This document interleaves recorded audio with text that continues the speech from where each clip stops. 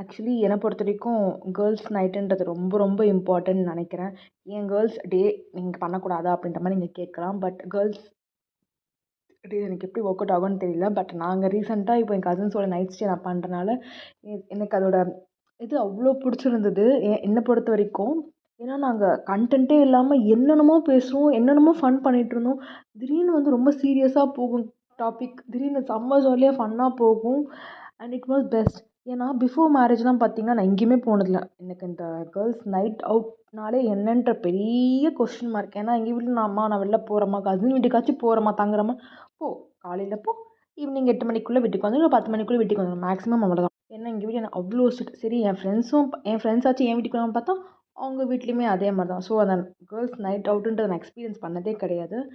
After marriage தான் நான் எக்ஸ்பீரியன்ஸே பண்ணேன். ஏன்னா எங்கள் அம்மா என்ன சொல்லுவாங்கன்னா, போ கல்யாணம் பண்ணிட்டு எங்கே வேணாலும் போ, நான் அதுவும் கேட்க மாட்டேன்ற மாதிரி. இப்போ நான் அதே தான் பண்ணுறேன்.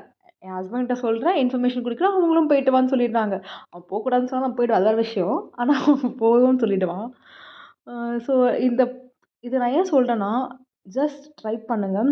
அதுவும் உங்களுக்கு குழந்தைங்களா இருக்குது அப்படின்னா, குழந்தைய தூங்க வச்சு குழந்தைங்களும் கூட்டிகிட்டு போயிடாதீங்க. அப்படின்னாலும் தூங்க வச்சுருங்க. தூங்க வச்சுட்டு நீங்கள் கேர்ள்ஸ் அதில் இருக்கிற அந்த சுகமே சுகம்தான். Just try it. Okay bye.